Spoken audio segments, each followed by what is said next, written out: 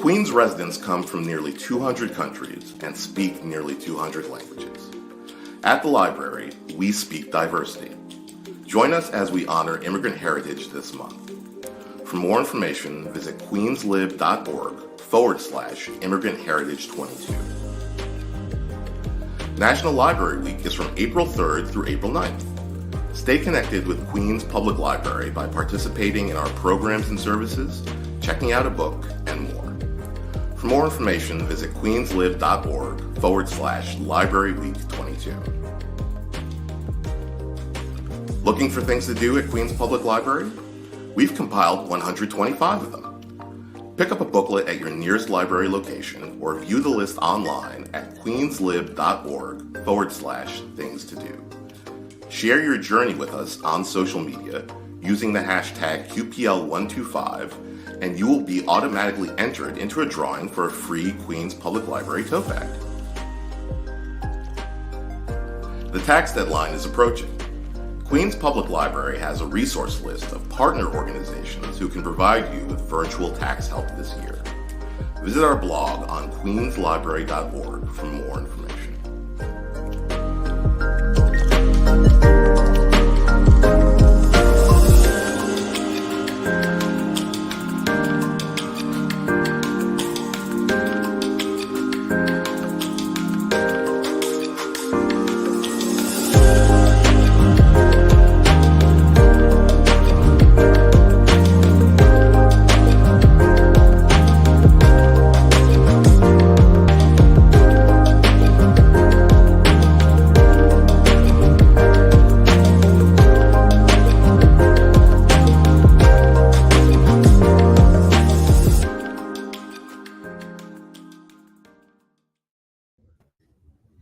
Welcome to Queens Public Library's Talk with Jay Parini, author of Borges and Me. Michael Greenberg of the New York Times Book Review wrote that Parini's book is a delicious treat. This reminiscence of Parini brings Borges more sharply to life than any account I've ever read or heard. Ian McEwan, the author of Atonement, said, "This is a jewel of a book, a high-style Borgesian marriage of fiction and history." Hello. For those of you who don't know me, I'm Brian Alessandro. I've written for Interview Magazine, Newsday, Pink, Huffington Post, and have recently adapted Edmund White's A Boy's Own Story into a graphic novel for Top Shelf Productions. It will be released this October. Additionally, I co-edited an anthology of essays and interviews about William S. Burroughs, which will be published this summer. I'm also the co-founder and editor-in-chief of the literary journal, The New Engagement. My first novel, The Unmentionable Mon, was published in 2015 by Cairn Press, and my first feature film, Afghan Hound, was produced by Marianne Media in 2011. Culture Connection, curated by Daniel Zaleski, and now in its 9th year. In fact, Culture Connection turns 9 today, so happy anniversary, Culture Connection. At the Queens Public Library is proud to present international artists from emerging talent to award-winning masters. These disciplines include music, theater, author talks, and film. Now expanding into a virtual format, Culture Connection is currently reaching a global audience. Jay Parini is a writer of poetry, fiction, biographies, criticism, and screenplays. His work has been published consistently since the early 1970s. He has written about Herman Melville, Walter Benjamin, Paul the Apostle, Leo Tolstoy, John Steinbeck, William Faulkner, Gore Vidal, and Jesus, as well as Borges, of course. The Last Station, his 1990 book about Tolstoy, was adapted into an Academy Award-winning feature film in 2009. He's currently adapting his book about Walter Benjamin, Benjamin's Crossing, into a film as well. Parini has appeared on NPR, PBS, CNN, MSNBC, CBS, C-SPAN, and the BBC. Jorge Luis Borges was an Argentinian poet, short story writer, essayist, and translator whose work spanned from the 1920s to the 1980s. His best-known works include Fictions and The Aleph, published in the 1940s. He explored Argentinian and South American culture with surrealism, metaphysics, and magical realism. He was able to infuse the nuances of other cultures with his own, making him a world writer. Though he never won the Nobel Prize in Literature, he was often shortlisted, and many scholars and critics and admirers feel he should have received the honor. I had the pleasure of teaching his short stories, The House of Asterion, The Garden of Forking Paths, Man on Pink Corner, The Library of Babel, and The Immortal. Borges died at the age of 86 in 1986. Jay, thank you so much for joining us. I'm really happy to be here, and thanks for taking the time to talk to me. Absolutely, it's my pleasure. So Borges in Me is described as an encounter. It is a memoir, but also a novel. You call it a novelistic memoir, and it Mm. all takes place in Scotland in 1970 when you were only 22, and Borges was in his 70s, correct? Right. Could you So, summarize the incredible story briefly for our viewers, for those who haven't read it yet? well, maybe can I talk a little bit about its origin, and that will get Yeah, me please, telling you about it, absolutely. if I Yeah, may. that'd be great. Well, let's just say this. I met Borges in 1971 in the spring. I'll tell you a little bit about the story, then I'll tell you how the book came about. Okay? Sure, sure, All good. absolutely. Yeah. Well, I met Bork. I went to Scotland I was in Scotland from 1968 till 1975, essentially, Mhm. over roughly a 7-year period. I was 1A in the draft, and I wanted to get the hell out of the country. Mm, And so Vietnam War was going on, and I was right, extremely, unhappy with the war, like everybody was that sure, I knew. sure. And I took off for Scotland and kind of stayed there. I'm doing a bit of time as an undergraduate, then a long time as a PhD student. I did get my PhD there in 1975, in fact. And during that time, I had a mentor, a really close friend eventually, Alastair Reid. And he was the translator of Borges and Neruda and Pacheco and so many other great Latin American writers, and a writer himself. And so he was my primary mentor in St. Andrews. We eventually became extremely close friends, which stayed friends for our whole lives. He only died a few years ago. Mm, So sorry to Alan hear that. one day said to me, Borges is coming. I said, who's Borges? He said, oh, he's a Mhm. writer. I'm translating him. And I said, okay. And he said, he's totally blind and he's very fragile. I said, okay. And Borges came. There was a big party and so forth at his house, half a dozen people, And, Alistair made his traditional hash brownies, and we all got very high, including Borges. Borges, these are the most wonderful cookies. That's great. So he was so happy. We were all very happy.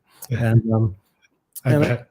and Borges, in fact, went screaming from the house saying, I must go to the North Sea. Alistair's house was right on the North Sea, on the golf course. So he rushed across the golf course with us chasing behind him.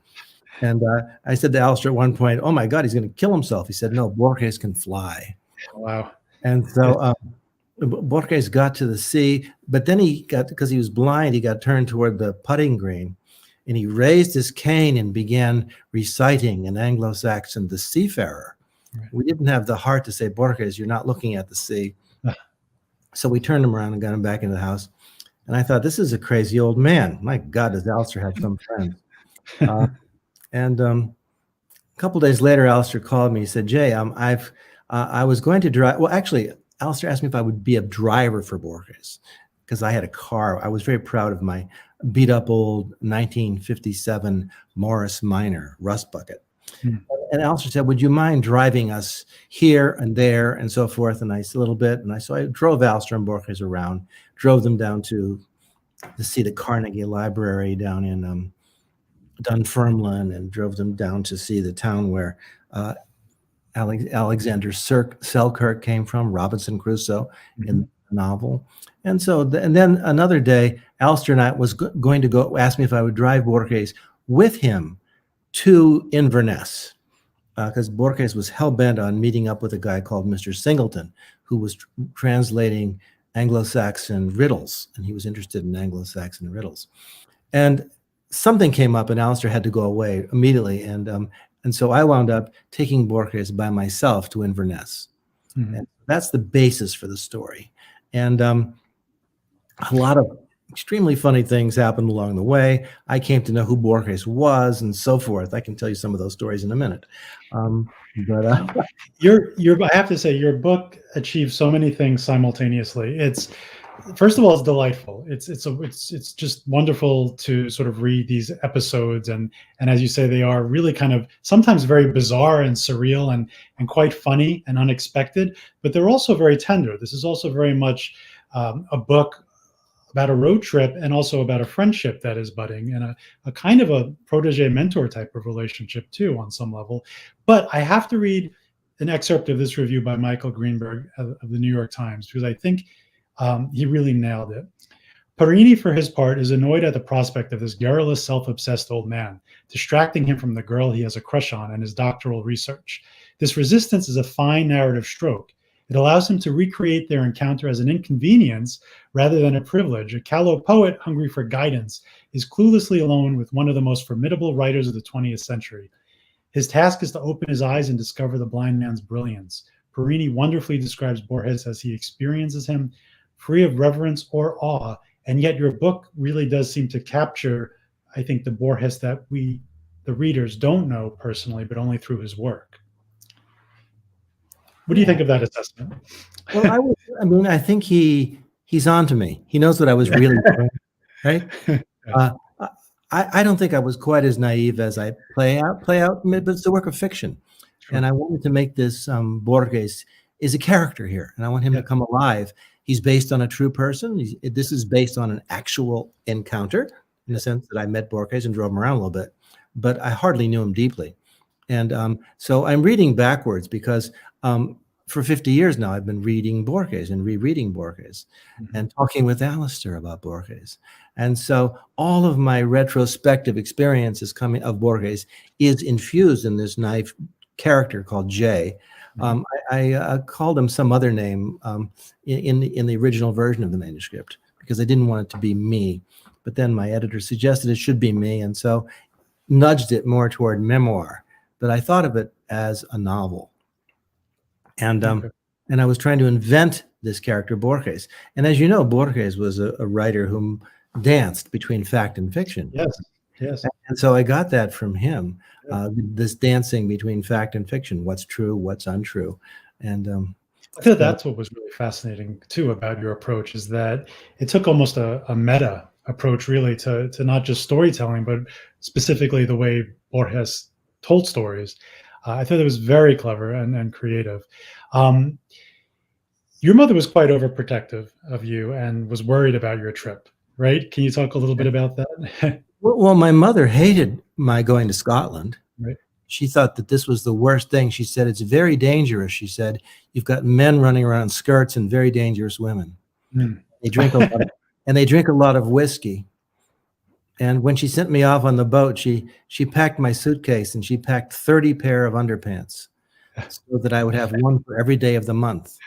And it was just wild. In those days, it wasn't like now when you have cell phones and you can call or talk on FaceTime, right? So I really, was gone when I was gone. And so she knew she was going to be cut off from me, and she was a little overprotective, and she was, difficult in her own way. And she was a bit narcissistic. And so I'm used to dealing with narcissists. And, you write about that quite a bit in the book, and I thought that was really insightful. That's great. I seem to have specialized ever since I had my mother raising me in narcissists. It's too bad. I've tried to get away from it in my older life, but Borges was a bit of a narcissist, and Gore Vidal, whom I was friends with for 35 years, was, I think, a world-class narcissist. And narcissism is one of my favorite subjects. And my background is in clinical psychology, so really? I love to read about it and discuss it. How much of the novelization is you, and how much has been embellished? Are you able to parse that a little bit for us without killing the mystique? Well, I don't want to ruin it for anybody. I mean, read it as a novel and then lose yourself in it and think of it as a memoir. Virtually every incident in the book is based on has some seed, some genuine germ of truth. But in fact, there's 3 journeys that I conflated into one journey. Okay. So it's a mix and match sort of thing. Right. And I was also, when I went to rewrite this journey, it was, in many ways, it was kind of a boring trip where I first drove Alistair. And the truth is, I first drove Alistair and Borges down to Dunfermline and had that encounter at the Carnegie Library. Alistair was there. He's not there. And what I took that journey out, put that into the main journey in the book. Mm-hmm. And then my journey I met this barmaid outside of Inverness, right, in Loch Ness. Mm-hmm. And I did meet her, but Borges didn't want to go on. I wanted to go on to Orkney to meet the guy I was writing a PhD thesis on, a great but unknown in America for sure, Scottish poet and novelist called George Mackay Brown. Yep. And so that's part of this memoir. I was going to ask you about Brown in a little bit, actually.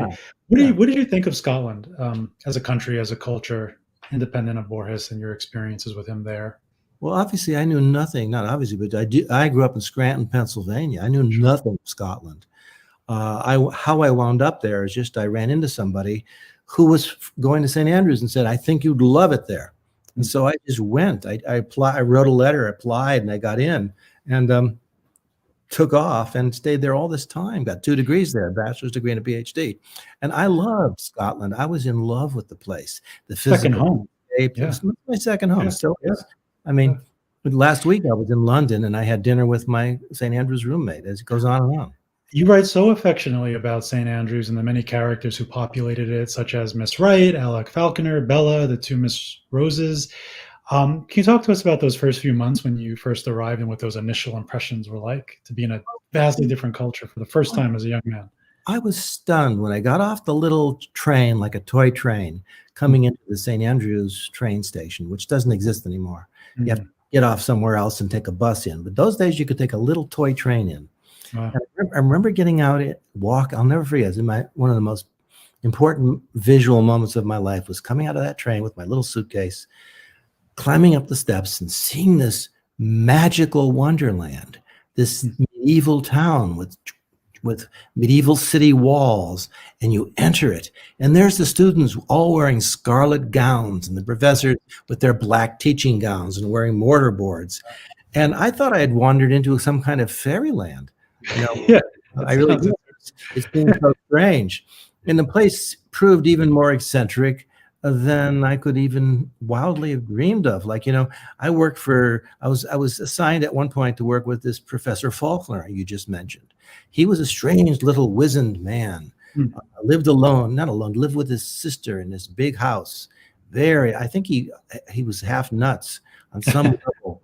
And he had been a commander in the war, a naval commander, and was convinced. He said in first conversation, he said, "Did you know that Shakespeare was an officer in the Royal Navy?" I said, I knew nothing about that. And Faulkner spent his entire life writing a book arguing that during the lost years of Shakespeare's life, he must have been in the Royal Navy because he knew so much about the sea. That's really imaginative. I would love to read that. Does that exist anywhere? Has it been published? It's reached from my hand here. Shakespeare in the Sea. It's available in print. Okay, I'll print for 50 years. But I had this. One of my favorite scenes I put in the book, and it's 100% what happened. I was crossing the quadrangle, the quad, right? And I saw Professor Faulkner, with whom I've been working for some time now. He was my PhD supervisor, and he said, I say, come here. So I said, yes, Professor, what can I do for you? He said, there's a young man in town that I want you to meet. I want you to come to tea at my house next Wednesday at 4 p.m. and you'll meet him. I said, oh, good. He said, he's a very interesting young man. Like you, he writes poetry, very interested in poetry, and he's American. I said, oh, Professor, what's his name? He said, his name is Jay Parini. I said, Professor, I'm Jay Parini. He said, oh, are you? Oh, do you by any chance have 2 jackets? Oh my gosh. So I went off to him. He said, don't worry about this. He said, come anyway. That's great. That alone could be an entire scene in like a play or a novel or a film. I know. Jay, there are two photos in your book. And Eva, if we could put those up now, that I'd love to discuss briefly with you. Yes. They're published in your, let's see, let me just advance this. There's you, of course, as a young man. Like in 1971, and that's me. That was taken by the girl I had just met, a barmaid from Inverness. And we're on the ferry going to Stromness, going over the Pentland Firth. And she snapped that picture of me. That's great. And of course, the man himself. There's the man himself. One of the odd things about that first picture, which when I went back looking through my albums, and I thought, oh my God, I was wearing a tie. Is that unusual for you? Well, no, I think I just forgot that every day I would get up, I would put on a tie. And people did that in those days. you know. Yeah, that's customary. Yeah, and here's a picture that I snapped before Borges left St. Andrews, and that's my friend Jeff in the corner in the back, and that's little Jasper Reed, Alistair's son, holding Borges by the arm, and Borges is leaning on a stick, and that's what he looked like exactly in 1971. He was about 70 71 there, 71, yeah. Okay, great. Thank you. And those are the only photos we have. So Yeah. thank you for narrating those. How blurry is the line between fact and fiction for any writer? I know a lot of people who have made a living writing memoirs, and they confide in me, say, at the end of the day, we're storytellers. So, not everything that's in the book is how it actually happened. We have to entertain and compel as well. And just if you could talk generally thematically about that concept. Well, I bring it up in the book a zillion times because I want readers reading the book to say, okay, I want you to think about the difference between fact and fiction.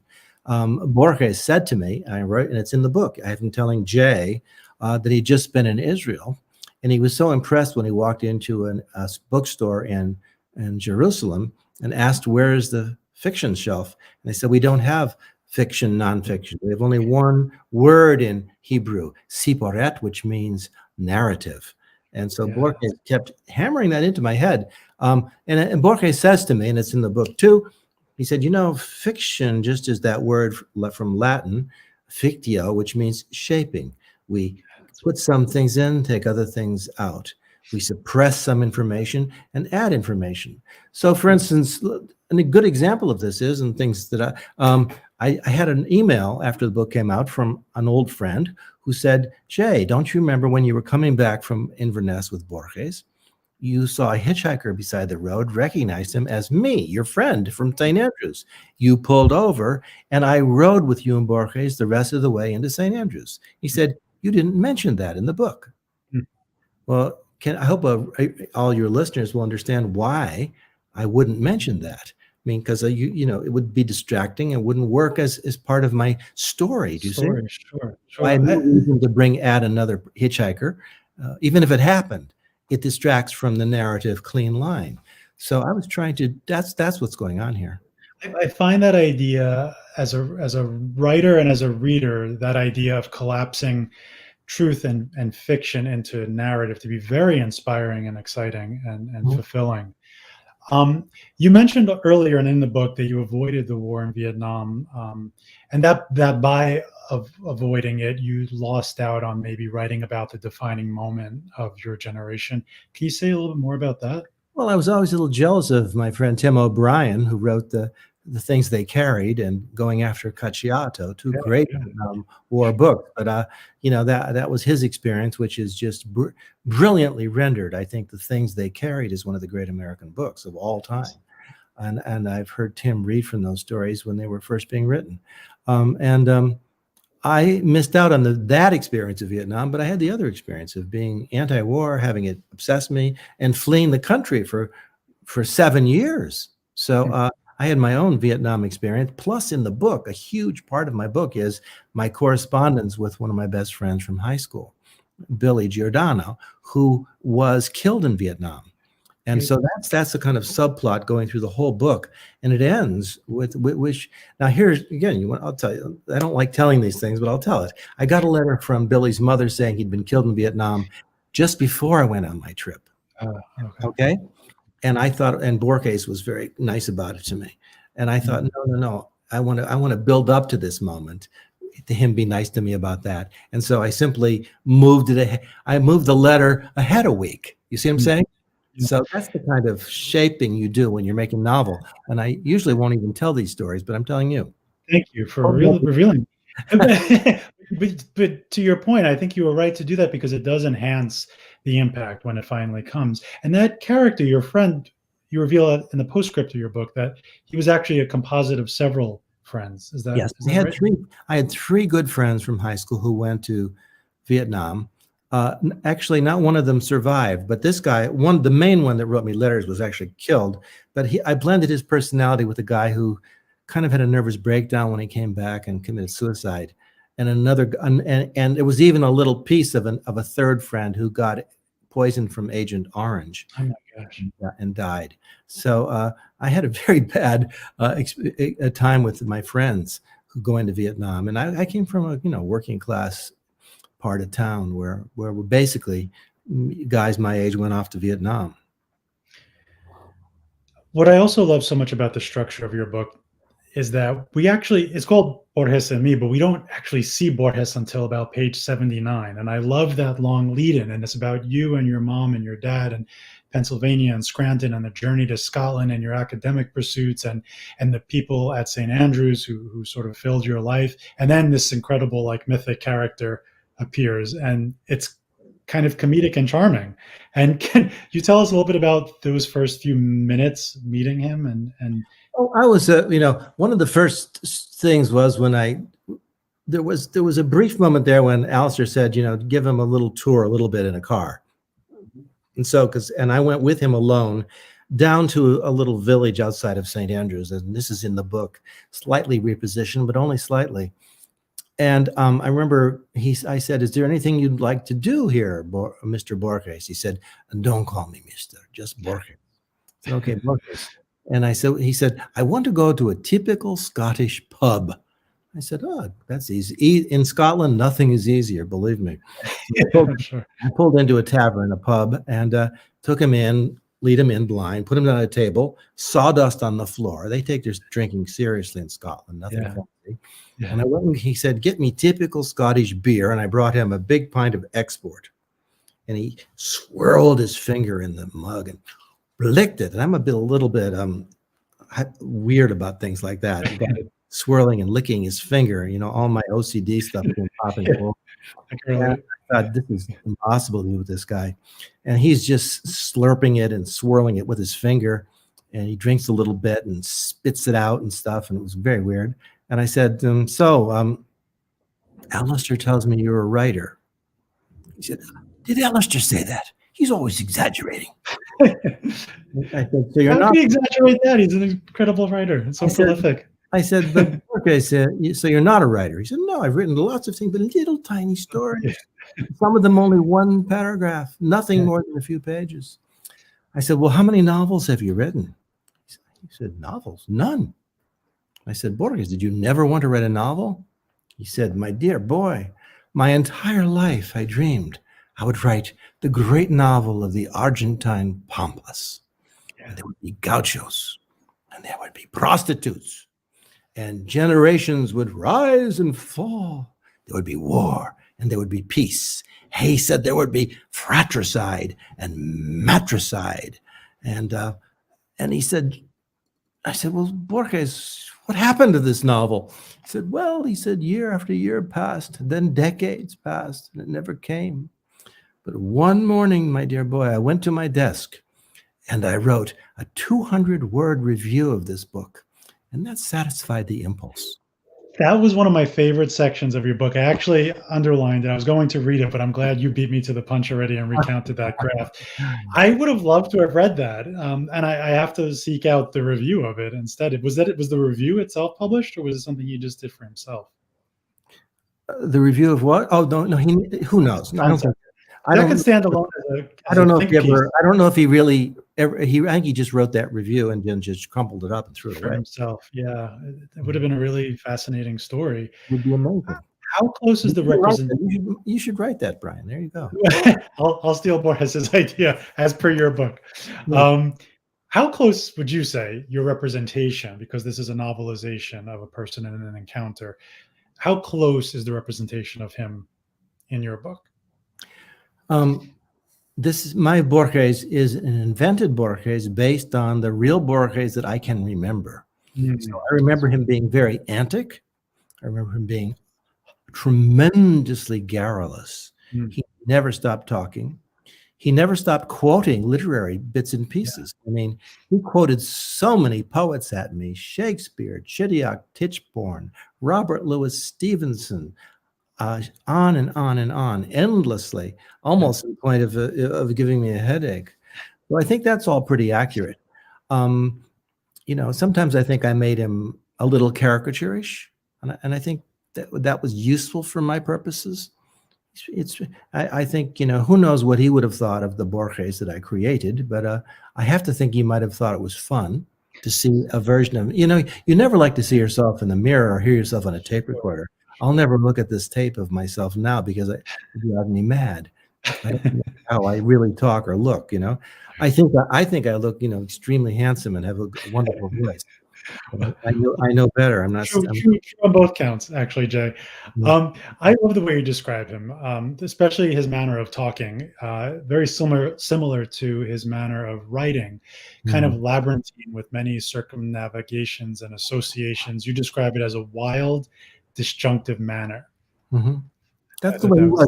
And frankly, many people have written to me emails who've read my book, and they say, "Oh, I was traveling with Borges myself this year, that year," and they would say two things to me over and over again. This is exactly how he was in my experience, and he said the same things to me that he said to you. That's great. One guy sent me his actual verbatim journal entries from a trip he took with Borges about a year later. And Borges said the same things. It's almost like a script or something, a template that he would. But it sure is also organic too. Yeah. Anything that passes through memory becomes fiction. Yeah.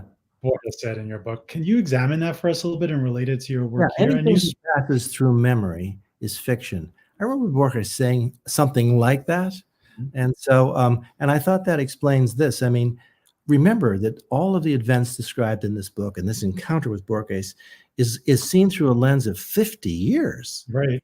Years, half a century. And so it's invariably fictionalized when that much time takes place. I wasn't carrying a tape recorder, so I wasn't taking real notes. I had a couple notes in my diary, but hardly anything. Almost nothing I had a few little examples of things Borges said. One of the few things I remember I wrote in my diary that I know is actually right from my conversation was he started going on about, he said the greatest writer ever was Scheherazade from 1001 Nights. He said, so Borges, who wrote? I said, I've never read 1001 Nights. Who wrote that? He said, who wrote 1001 Nights? Jay, I did. You did? He said, Jay, I've written all the classics, and that so annoys my contemporaries. And so I wrote that down in my journal that same day. So I know he said that to me, but other things I'm not quite sure of, but the kinds of things Borges said. There's like a real sense of play and mischief about him. Mischievous. He was so mischievous. He really was. It was a delightful sense of play, such as, I told him that I wanted to be a poet and so forth. And then as we got back to St. Andrews, he said to me, before we end our journey, Jay, read me one of your poems. So I took out my notebook. I was rather proud of this poem. I was chasing after this girl in St. Andrews, and I'd written a love poem, yearning but feeling frustrated. And I read this poem in my handwriting to it. Borges listened. And I said, so what do you think? He said, oh, I think very well of your poem, Jay. He said, because I have written the same poem. I said, well, you mean you wrote a very similar poem? No, I wrote the exact same poem, only in Spanish. So this isn't possible. He said, don't you understand how literature works? We are all writing the same poems over and over, the same stories over and over. He said, often the same words. He said, that's how literature works. There's one voice and maybe slightly different timbre, slightly different accent, maybe a different language, but it's the same poem and the same story. That really struck me. That really struck me and stayed with me. That kind of insight that he offered you. To that point, he said the secret of life was to believe in everything. Do you agree? Yeah, I'm 100%. That's me. And Borges did share that attitude with me, right? Because I remember we went into some little church, and I said to him, are you a Christian? And he said, am I a Christian? Am I a Jew? Am I a Muslim? He said, I believe in everything. He said, this is the key to success in the spiritual life. He says, is to believe in everything. Don't be selective. And so I'm a great believer in everything. It's so refreshing to hear about or meet a writer or an artist that you admire, and they are a true reflection of their work. Mhm. He seemed so expansive. He seemed to be like a universe unto himself, and his stories read that way as well. So it's nice to know there's a congruence there between man and art. Uh, that he wasn't just divorced of the kind of things that he wrote about, that they really came from a very natural place, if this was truly the way he spoke and behaved in everyday life. Yeah, there's, I think, very little difference between who he was as a writer and who he was as a human being. And I Yeah. think it was, yeah, and I think so much of it was in his mind, right? Mhm. Everything was the language, the role he'd created and shaped in the persona of Jorge Luis Borges. And I think it's persona just means mask, but Sure. every writer puts up a mask. But he got so close, he became the mask. Yeah, yeah, that's a great way of putting it. Can you tell us a little bit about Bella Law? There was when I got this at one point in maybe 1970, I would go to the St. Andrew's Poetry Society every week. There was a little poetry society, and I would the idea was you came and you read a rough draft, and everybody would criticize it. That was just Mhm. standard. And I would go, and there was a woman, a young woman who was about 20, who led the society, and she had the most charming upper class voice, and she wore these bright red sneakers, and I completely fell in love with her. And but she was one of many crushes. I mean, when you're Sure. that age, what else is new? You- But I made a great deal of her in the book. I changed her name to protect her, Sure, of course. and I fictionalized her somewhat, made her from a slightly different town and so forth. But there was really such a person. What can you spoke before about collapsing, fiction and nonfiction into narrative. I've read psychological studies that claim specifically fiction can enhance empathy. If we Yeah. have to be binary, what do you think fiction can do that nonfiction can't do? Oh, because I've worked so closely, I've written many conventional biographies where you Mhm. adhere to the usual rules of the game. Footnotes. You don't say anything that isn't true. So if I'm writing about John Steinbeck or Robert Frost or William Faulkner, I've written all these straight biographies. Sure. There's nowhere you can't go certain areas. Now, say when I've written biographical fictions on Melville, or I wrote one on Tolstoy, The Last Station. Right. For instance, I was just thinking about this because I've just turned the Last Station into a stage play, and I was just Hmm. talking to my producer in London last week. So I was thinking, about Sophia Tolstoy. When Tolstoy leaves home, saying, "My marriage is over, I'm out of here," leaves her a letter, says, "Don't chase after me, you'll never find me, I'm gone for good." She went to the pond in the property, and she literally threw herself into the pond trying to drown herself. Mm. And so, if you're writing a conventional biography, you can say Sophia Tolstoy on October 13th, 1910, threw herself into the pond on her property, and she was fished out by somebody, and she survived.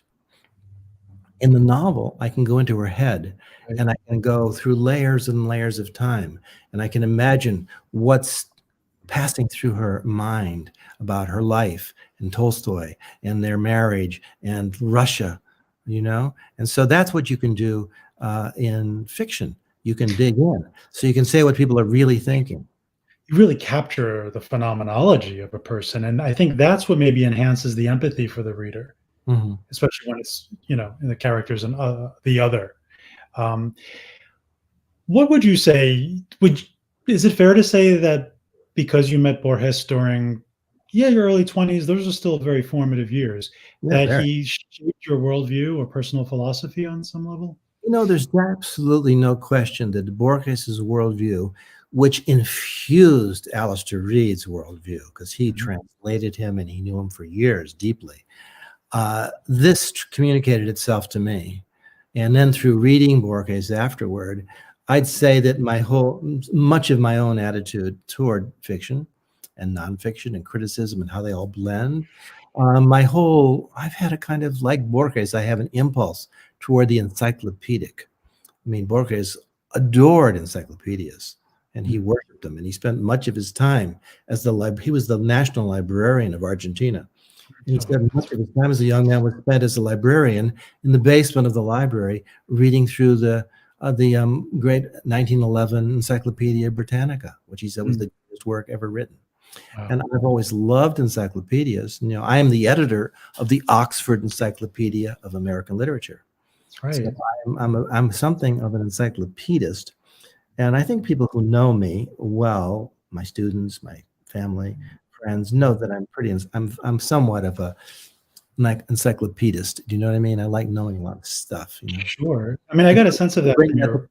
That comes in, don't you think, in Borges and me, there's a kind of encyclopedic range of reference? Yeah, I was going to say that actually, and your intellect strikes me as quite encyclopedic. I mean, really elastic and sort of multi level, multifaceted, and I think that really does read in the book as well. So you were quite a compelling, I think, I want to say cohort of Borges.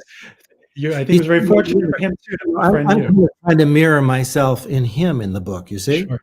And just as in real life, I've spent now 50 years trying to mirror his type of learning, and reading deeply in many of the things that directions he pointed me to. I like many of the same writers. I mean, I'm interested in Kipling and G.K. Chesterton and Chidiock Titchborne, and writers that one doesn't necessarily know. I'm interested in mystical Islam and things like that Borges was fascinated with. I want to tell our viewers that we're going to start taking questions shortly for Jay, so please start sending them in if you have them. Jay, if you would humor me, I want to read maybe 2 or 3 passages from your book, because I so love the language, and I so love the things that, the revelations that you share and the things that Borges says. So this is on page 179. Women are not so cruel as men, but I've noticed this, that women rarely care so much about beauty, not as men do. They marry a soul, not a body. The problem is they often misread a soul. They see profundity where in truth there is a shallow ditch. I thought that was tremendous.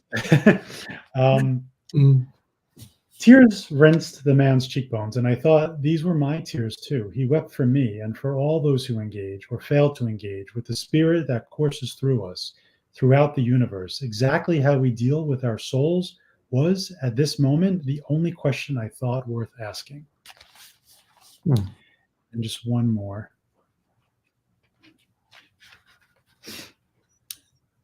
.260, page 260.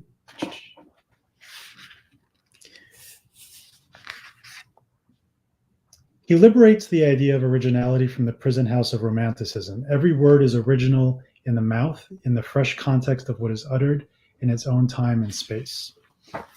And there's maybe 30 more pages that I would love to read, but in the interest of time, I'm just going to read those 4. I think I kind of lucked out with this book because the best books are kind of handed to you, do you know? Sure. And I didn't have to write this book. It wrote me. And it was written rather, quickly, because I'd spent 50 years thinking about it and retelling the stories in my head and even to my friends. Yeah. You wrote that Borges reminded you of your father. Mm-hmm. In what ways? Well, my father was a shy man who was also very deep and learned and mystical and talkative in his own way. I would say that Borges. I've spent my life, I think, seeking father figures, looking again to find my father in various people. Often, I'm a very poor judge of character, and I missed the boat. Yeah. Also, your Italian-American identity. Your book does explore facets of it. What connections did you make between your ethnic identity and the journey to Scotland with Borges? Well, Borges was terribly interested in the fact that I was Italian. That my grandparents grew up in Italy from Emilia Romagna. Borges was tremendously, current in his reading of Italian literature, and so we talked about Dante and so forth, Cavalcanti. He was interested in all these writers, and he was especially interested that my name was Parini, In fact, one of the great writers of Italian literature is, of course, Giuseppe Parini, author of Il Giorno, one of the great epic poems in Italian.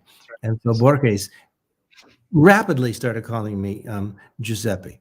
And I couldn't get him. I said, no, Jay. He said, no, you're Giuseppe Parini. And he said, Giuseppe Parini, and he talked about how he grew up in the Italian section of Buenos Aires. It's called Palermo. Sure. So the Italian theme runs through the book.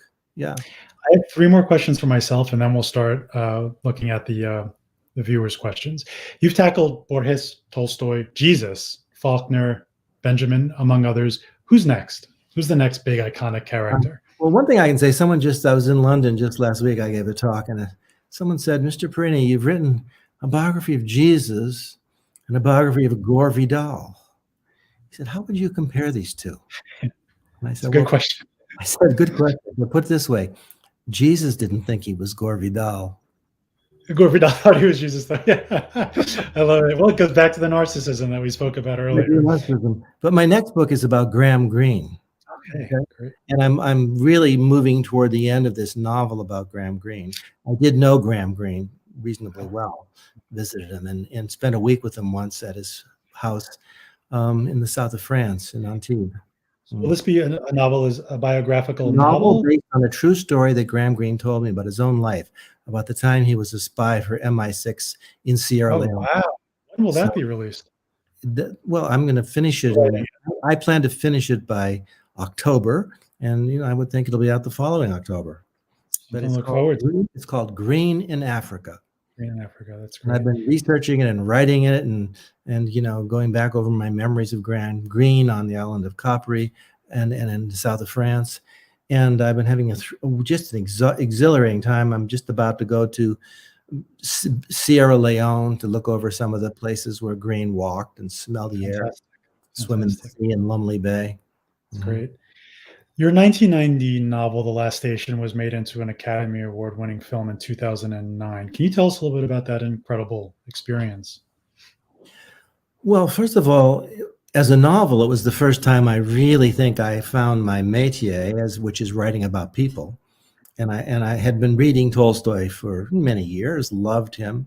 And then when I was living in the south of Italy and on the Amalfi Coast in the mid 80s, and I was up in a used bookstore in Naples, and I came across in Italian a memoir of a young man who had been, as a student, had left university to become the secretary to Tolstoy during his last year, which was a tempestuous year, 1910. And then he mentioned that everybody else, Tolstoy's doctor, Tolstoy's lesbian daughter, Sasha, Tolstoy's wife, on and on, everybody was keeping a diary. And so I managed to acquire, by hook or by crook, within about 3 months, every single one of these major diaries. And I read through all of them. And then I realized that last year was kaleidoscopic. And I also realized what for me has become an essential truth, which is we each have our own single point of view, our human perspective.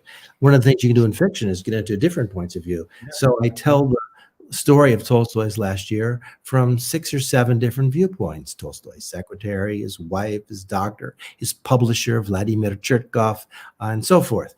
And so, and I did, go to Russia and do all the research, but I had a thrilling time writing this book. And it came out in 1990 and did very, very well. It's translated into, 35 languages. And actually I got a phone call from Anthony Quinn, Zorba the Greek. And he said, Jay Perini, it's Anthony Quinn. And I thought it was my friend Sam Pickering, who was always imitating voices. I said, oh, Sam, you're not bad at that. Jay Perini, it's Anthony Quinn. I realized it really was. And he invited me down to the Russian tea room. He said, drive down tomorrow.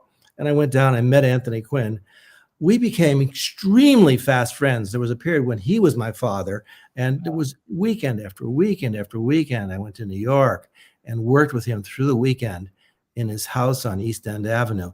And he was a method actor, and we acted out every scene from the screenplay in his living room. and it was really wild. At one point I said, Tony, why do I always have to play Mrs. Tolstoy? That's great. No, but then we were ready to go. We raised the money for the movie. It was all set to roll, and Tony got cancer and died. Yeah. And so it took me another 9 years to working with Michael Hoffman, a good friend, and others, and got it up on its legs and into film form. Speaking of Michael Hoffman, he also directed, and if you could talk to us about this, I'm sure everybody would be very fascinated to hear about your Gore Vidal Netflix project starring Kevin Spacey, which is right now in utero. Can you talk to us about this? Yeah, well, 1917, Michael and I adapted my Gore Vidal biography, a little piece of it, into a script. And I thought we came up with a really good story about Gore and his longtime companion, Howard, and so forth. And Kevin Spacey read the script and said, I want to play Gore Vidal. So we got money from Netflix, went to to Rome and the Amalfi Coast.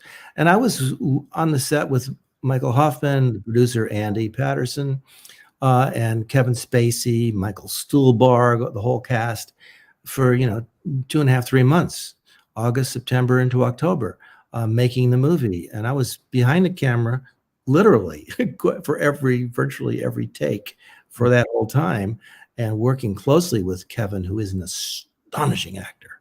I mean, very talented. To be so close to a great actor, playing my friend Gore Vidal. And we actually shot it in Gore's villa, La Rondinaya, which I had, for years and years, I'd go and spend a week or two every summer with Gore and Howard at La Rondinaya. And so I conflated many of the great scenes from my real life, such as, once we were there and my wife was with me and Gore said, we have a visitor coming, Leonard Bernstein. Wow. Would you sail up the Italian coast this week with us in my yacht? Twist my arm, Gore.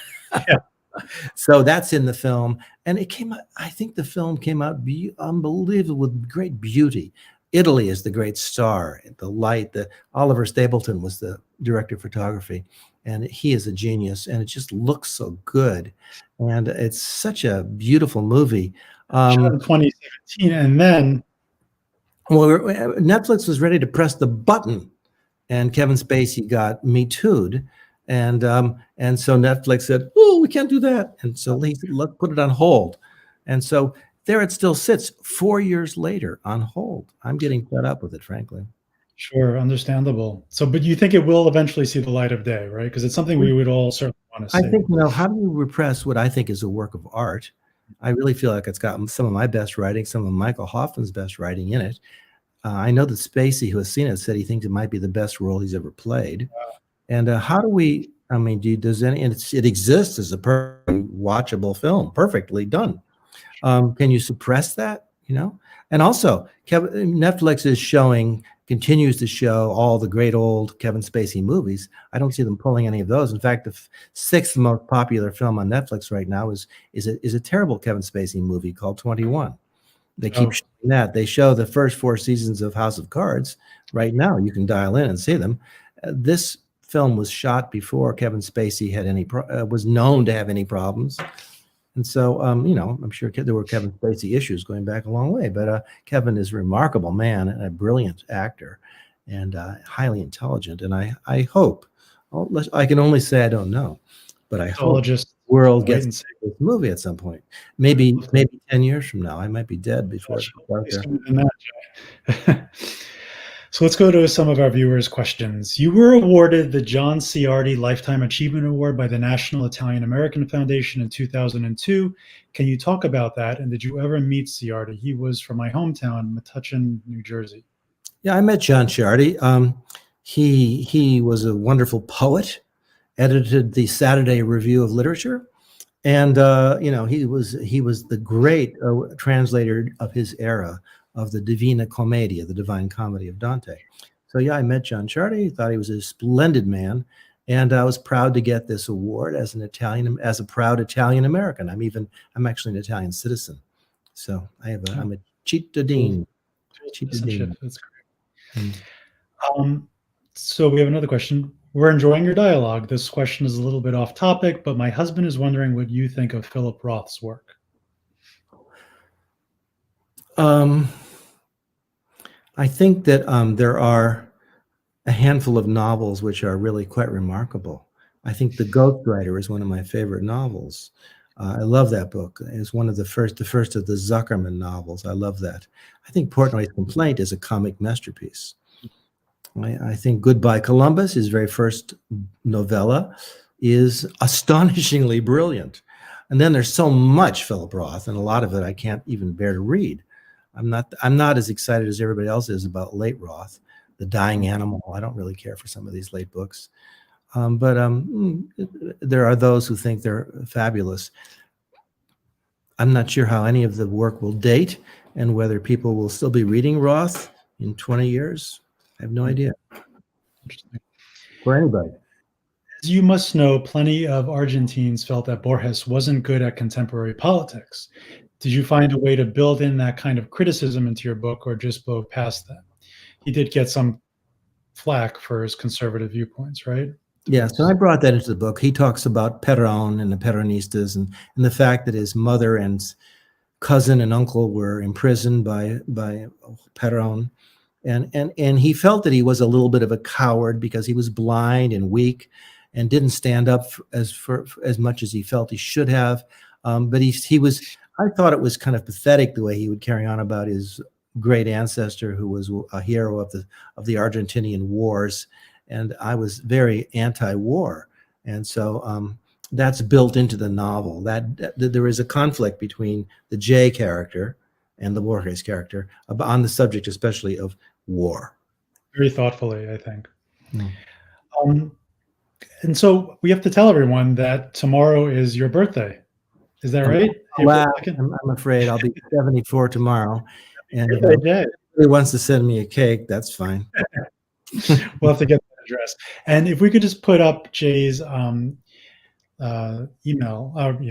website address, Eve, so that people can find out more about him and his corpus and what he's working on next. It's just there, jayperrini.com.